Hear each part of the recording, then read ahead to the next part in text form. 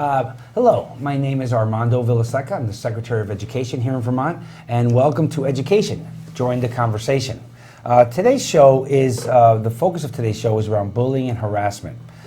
With me today are members of the Harassment, Hazing, and Bullying Advisory Council, which is a legislative council set up to address systemic issues around bullying and harassment. Not to investigate them, but to rather provide supports, recommendations, and ways of curtailing bullying and harassment in our schools, which is a very, very serious matter. With me today are three distinguished guests. Ken Page, the Executive Director of the Vermont Principals Association and a former principal here in Vermont. Sparks, the Equity Corps Director for the Burlington School District and a member of our task force, and Tracey Tsugawa, the Civil Rights Investigator, as well as a trainer for school personnel around bullying and harassment. And today we're going to address some of the issues that folks may be interested in knowing about bullying and harassment. Number one, definition of it. Number two, if you're a student or a parent or a concerned citizen, about reporting, what are the laws behind it, and what could families do if they are unsatisfied with the investigation done by the school, amongst other things. And I'm going to start off with Tracey. Tracey, tell us a little bit about this committee and some of the work that we're doing and how what we've done to support schools.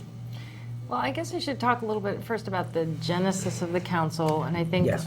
It was just over a year ago, we had that event in Montpelier, and we came to this realization that there just wasn't any entity in Vermont that was taking a big picture look at issues around bullying, hazing, and harassment in the state of Vermont. And we decided that we needed to pull something together. And I believe it was Jeff Francis from the School Boards Association, Superintendent's Association, who went to the legislature and started the conversation about creating the council, so that we would have a group, and all of us, I think, represent organizations that do really substantive work with schools, and yet there's not enough conversation and collaboration between each other to make sure that we're addressing issues of bullying, hazing, and harassment on a comprehensive level in the state of Vermont. So hopefully this is a way for us to get more deeper into these issues and come up with some really good responses and supports for schools. Right, thanks. Sparks, you work with the Peralta School District, the largest school district in the state. Yes. Your role is as an equity director. Tell us what that is and some of the things that you've seen that have been working in Burlington, or areas that maybe schools have challenges in dealing with this issue. One of the primary pieces as it relates to bullying, harassment, and hazing was to make sure each of our schools had 2 designated employees. That's mandated by the state, and that each of the designated employees have been trained. So all of them have been trained by Tracey. So each of the buildings, the students and parents know who the designated employees are. Part of that also involved making sure we had the postings of the designated employees up in all the buildings, and that students and parents and teachers know how to report.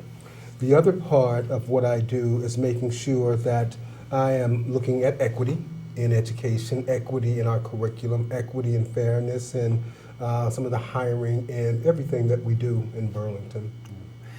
Sparks, I just want to ask, so when you say designated employees, what does that mean? That means by the state mandate, each school is supposed to have 2 employees that are assigned to investigate complaints of bullying and or harassment. Okay. So, and again, all of ours have been trained and feel pretty good about that. Yeah. So the other part of what we're working on is making sure all our principals also have been trained by Tracey. Perfect segue. Thank you, Sparks, for my question to the head of the Principals Association, the former principal. How important is the principal of the school in this issue? Well, first of all, I will tell you, I was a designated employee, so, Okay. but absolutely. Do you have training? I have training. Okay, Yeah, good. That was good. And, but I will tell you, you kind of can't get enough training. And, Right.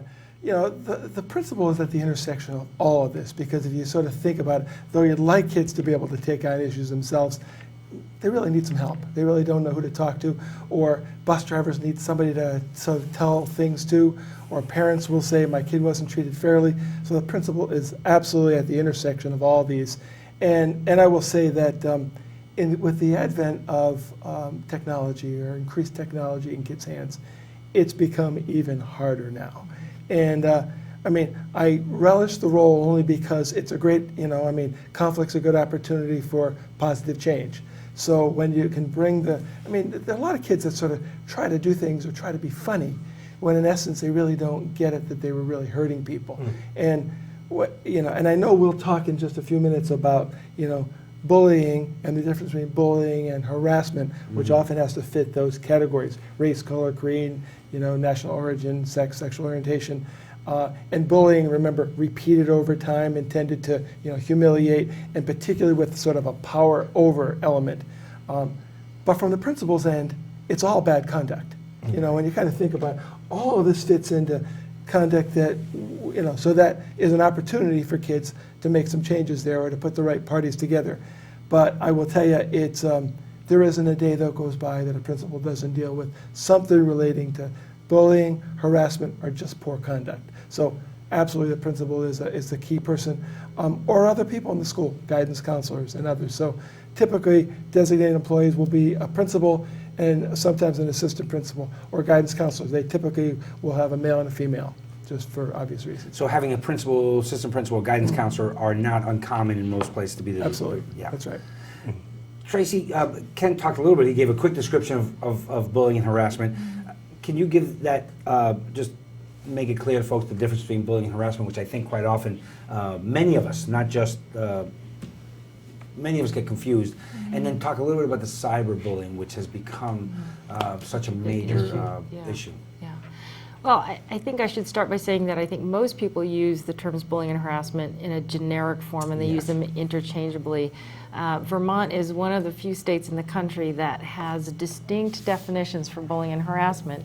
And the primary difference between bullying and harassment is that harassment involves behaviors that are directed at a person because of their membership in a protected category. So Ken mentioned at least 5 of those 9 protected categories in the harassment law.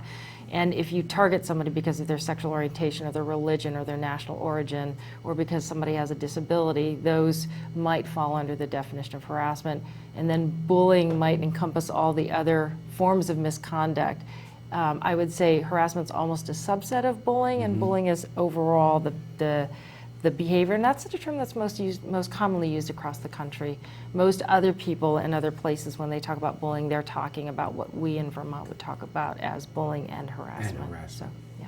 Now, in the past probably 10 years, a new form of bullying has surfaced, which we as adults and school folks and trainers are really struggling with how to get a handle on it, including parents.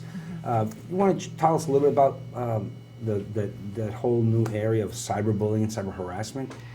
It's huge, and it's going to continue to grow, unfortunately. And I think the biggest challenge we have with this issue is that kids who have technology, and they seem to be younger and younger, with kids showing up in elementary school, cell phones now are smartphones. But what we have is this phenomenon of you have your very young children or middle school age children who have amazing technological savvy. So that's way up here. But then their moral development, just developmentally where they are as an adolescent or as a young child, is way down here. So when you have that huge gap between technological savvy and moral development, then leaves all kinds of room for all kinds of misconduct to happen via technology. And kids also don't understand the parameters of safe internet use also. They can be targeted, they can be become victims, whether by adults or by peers via the internet. So, Tracey, if I could add to this too, that there's an element here that comes up, and that's just generally some lack of supervision.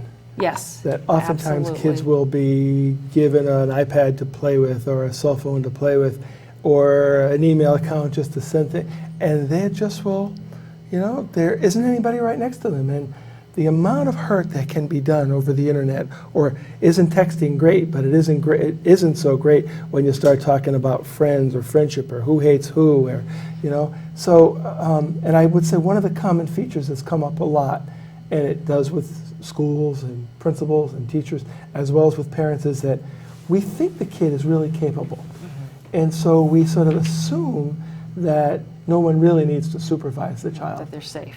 And that they're safe. And they may be safe, but they may be causing a lot of harm out there. Well, I think the other part of it, when you think about cyberbullying, is that for a lot of kids, it's safer to bully somebody where I don't have to be directly in their face. Yes. And I'm away from them, so I can say these things and say and do things.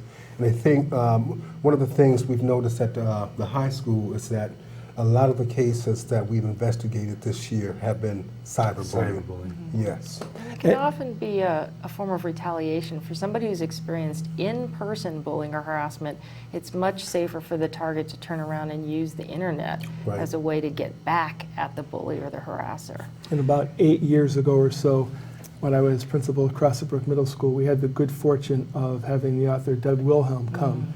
And we actually, one of our teachers at the time, turned his book, The Revealers, into a play.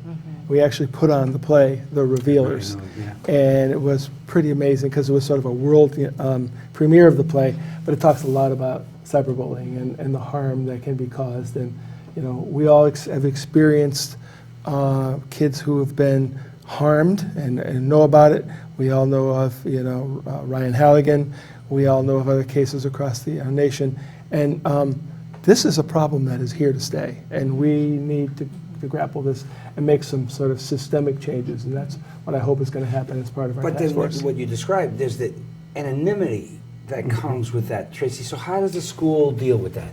Well, I think the anonymity is actually a myth because, especially if the police get involved, then it's very easy actually to find out the source of a text or an email message or who created a web page. But Through a subpoena. Yes, exactly. Okay. But that's when the police have to get involved. Yes. But I think one of the challenges for schools when they're investigating incidents of cyberbullying or cyber harassment is often finding out who actually started it. You know, as I mentioned before, sometimes it can be a form of retaliation, or the person who's coming to complain to a principal or designated employee about, look what Johnny sent to me last night on email. Well, it turns out they only show you part of the email string, or they only show you part of the Facebook string conversation. Yes, and when actually that person actually instigated the whole thing to begin with and may have engaged in some inappropriate behavior, him or herself. That's right. So it can be a challenge to get down to the root cause of it in terms of who really started what was going on via the internet.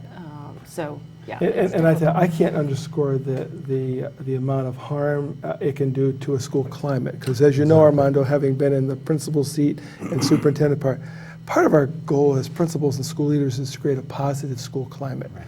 Not necessarily a climate where everybody will come in and tell or rat on everybody else, but just really a safe environment and a respectful one.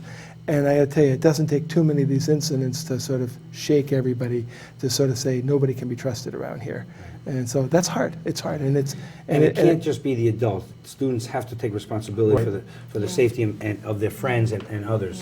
Yeah. And Spark, when you were talking your investigations, was the cyber activity anonymous, or at least they thought it was anonymous? They thought it was anonymous, and kids who are so savvy, they have ways of making it almost impossible for us to find out who they are. Without a subpoena. Without a subpoena. Without a subpoena, Yeah. okay, yeah. The other part of it, it goes right back to responsibility and accountability, because I think one of the things we as adults have to do is really teach kids and talk to kids about respectful behaviors, whether they're in person or whether it's electronically. I know at the high school we gave all the freshmen iPads. And Yes, for we some of them, that was a very good thing. For others, probably not so good. But the other part of that, I think when we look at electronics, parents have to know what kids are doing on the internet. Kids have to know that mom or dad or somebody's going to come in and ask me what I'm doing, or even check periodically to see where kids have been and what they're doing. Because a lot of times the cyberbullying is going on for months and the parents don't know until they may get a phone call from a school and saying your child has been involved in bullying. Okay, well that's now, and Ken, I'm going to have follow up with this. But so when I was, well-meaning parents hear that their child may have been bullying someone else, quite often the reaction is not my child. Mm-hmm. Has that been a challenging thing for parents when you're dealing with the harassment issues and you contact a family? Are the families taking it seriously and then talking to their own child about their actions? For the most part, yes, but it is a very difficult thing for parents to hear or get that letter in the mail Yeah. that says your kid may have been involved in a situation or bullying or possibly harassment. But the other part of it, again, is when we do send out those letters, is somebody having a conversation with the parent. Right. Because if, let's just say it was substantiated and there's a suspension or consequence involved, Right. I think the piece that we have to really think about is the educational component. You know, teaching kids about bullying and their behavior and how their behavior impacts the rest of the student body and the climate of the school. Right. So I think we have to do that piece. Just as we suspend kids or there's consequences, we have to talk to them about behavior, our expectations, and how their behavior impacts everybody else. The negative behavior has to stop immediately, so some consequence has to Right. occur. But the real learning that occurs, as Ken was saying, sometimes a negative turns into a positive for Right. that student. Right. Ken, now, you having been a principal and in a middle school, tell us those middle school experiences a little bit. Oh, there's a bunch of middle school experiences. One of the things I would say, first of all, is just sort of thinking about technology, just to, stay on that one. I know of some folks that have done some really interesting things. First of all, I know you want your kid to sort of grow up and have all the responsibility in the world, but I know of families that have decided that there's a family email, and that this is the family email, or that the computers are in full view of everybody, and that isn't sort of like you can go off to your room. And the other thing I'd say is, and there's a bunch of tips for parents, but first of all, get the dialogue going with your kid on a regular basis so that the kid would tell you about somebody picking on them, and most parents will pick up the signs. The kid will be, despondent or not want to go to school. I'm always concerned when kids have to change their behavior as a result of what somebody else has done. For example, you'll hear kids say, I don't want to go down the hall to this class. I'm going to go around the school and find an alternative route because I don't want to run into such and such. And I'm really concerned that they would have to change their behavior in order to sort of accommodate for someone. And they really haven't hit the issue head on, but they don't want to, or they'll avoid that, or they'll get their friends to say something. So first of all, I would say to parents, get a dialogue going with your kid about what's on his or her mind. And maybe treat the school as your ally. I mean, it's a lot of times parents will, come in and say, this is happening, and I demand that you make changes. And obviously, the more you check into, then you have to make that call back there and say, let me tell you what your kid did, and which is always a sort of an embarrassing Which goes to moment. what Tracey was saying, the string of, let's say, whether it's emails or even situations, it doesn't just quite often start with one. Something occurred, and sometimes the parties can switch. You start harassing me, and then it turns out that I harass you. And But I guess my experience says that it starts pretty early. I mean, this idea that like suddenly they get to be middle school and they can get to harass people, it starts early. It starts by excluding kids on the playground. It starts by bus behavior, and that is an area. And bus behavior is another Yeah, whole a whole issue that we nother- probably that- may not have time to talk about today, but that's a place, buses, playgrounds, that are Stairwells, Yes. locker rooms, outside, waiting for the bus, bus the stops. unstructured sort of The unstructured time. times, that's right. So And those, that's where the young kids are really vulnerable to seeing what the older kids are doing and being influenced by their behavior. So unless we have clear guidelines around behavioral expectations in school and have people who are around in those less supervised areas, it's That's right. the flip side of it is that we are exposing the young kids to behaviors that we don't want them to learn. And so how do we flip that on its head and turn some of those older students into leaders, because peer intervention can be some of the most powerful forms of transforming student behavior.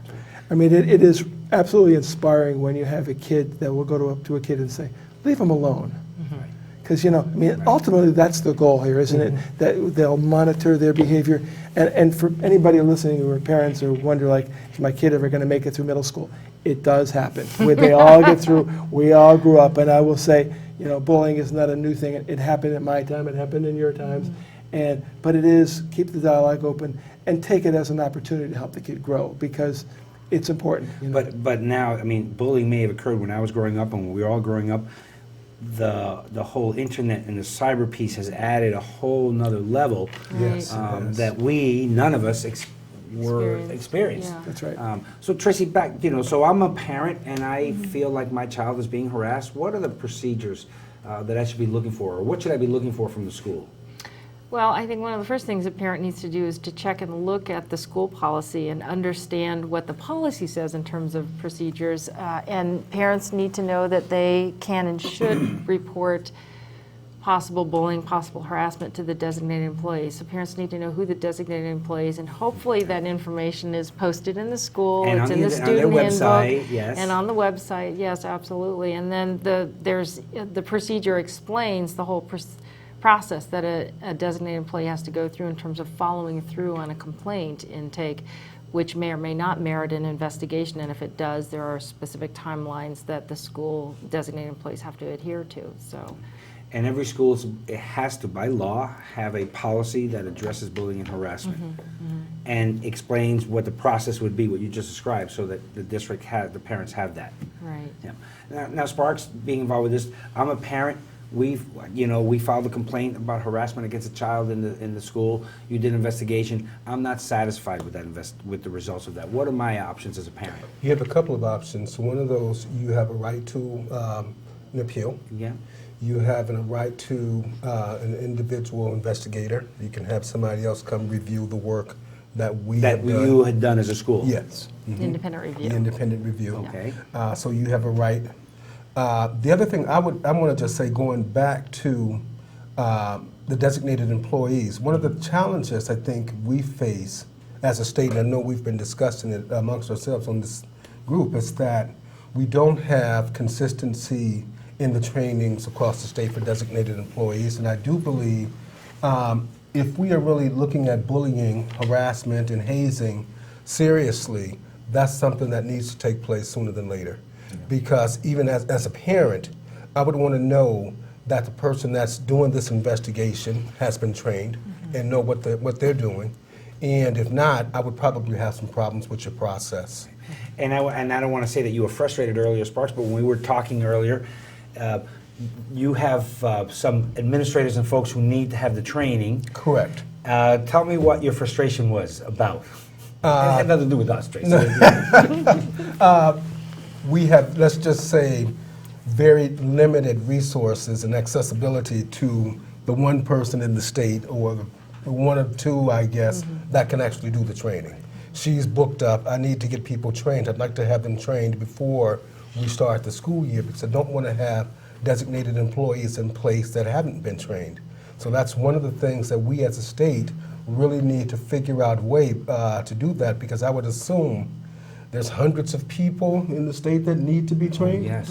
And only one person who's also doing investigations. Right, exactly. So one of the things that I mentioned to you earlier, and I'll say this on television, but one of the recommendations that we're going to make to our legislators next year is to maybe double the size of, maybe have Tracey doing training and someone else doing investigations, because right now I think the difficulty is you're doing both. And we have hundreds, and I would almost say close to 1,000 people that probably need that training. When you have one person, it's required by law, it puts everybody in a tough place. Right. And I think that's one of those areas that we need to address. And Ken, and you have you now have set up a wonderful program for mentoring for principals. That's right. That could be a topic for another day. That's right. But is that addressed? Because I'm a new principal. I came from the classroom. I've sort of been insulated from all these things. Well, certainly is, and certainly the process, and as you probably know, that we offer as part of our Leadership Academy a training with Tracey, in fact. Oh, that's right. Which is really kind of great. So I'm plugging it, Tracey. Tracy's going to come down and offer that training. But truly, even though principals will take educational law, you'll find out what you sort of don't know as soon as you get that first incident, and it's a little hard to really make sure you follow all the procedures right to the letter. And even though I was a principal for a lot of years, I learned a lot going to your training, yes. Tracey. And first of all, there's a lot of paperwork. There's a lot of things to sort of think about. But mostly, I would tell you on this one, every parent who complains, every kid complains, needs to be taken seriously. And there's nothing that gets people probably more irritated than the fact that you heard it, but you really didn't listen to my concerns. And all these cases are complicated, and they may be a lot deeper, and they may go back several years. I mean, I've had cases where, in investigating that, someone will say, "Back in second grade, you pulled my chair out," but they'll remember it for years. So, but I think that's one of the challenges, is that a lot of students don't have faith that the adults are going to do something. It's true. So one of the reasons they don't complain or say anything about bullying and/or harassment is because That's right. they don't have the confidence that we're going to do something. So I think one of the things that we should definitely put out there is that anytime a student reports something to any adult, they need to be assured that something is going to get done. Not next week, but something is going to get done. I'm going to go back to the student and say, I got your complaint, and we're doing something about it. Right. And I think that's very frustrating for a lot Or of I students. notice, because quite often, you'll have adults in hallways who are sometimes, they're busy with their own things or thinking, and they don't see sometimes things right in front of them.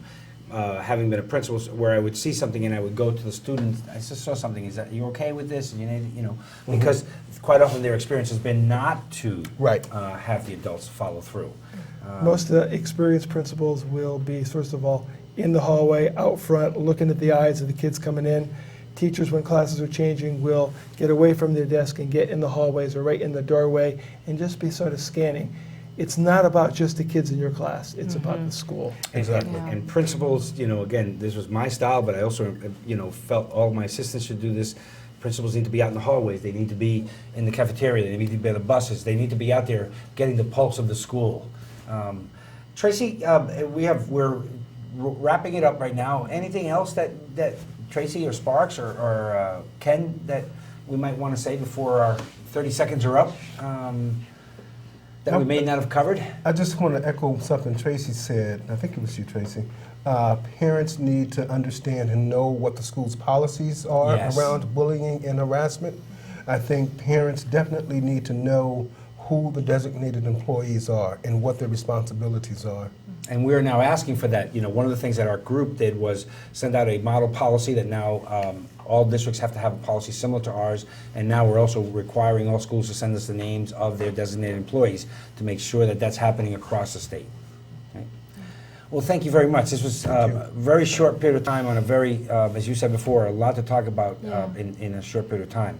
But thank you very much for joining education, joining the conversation, and I hope that you found this educational, interesting, and also informative to when your child or others may be facing these difficult issues of bullying and harassment. Thank you.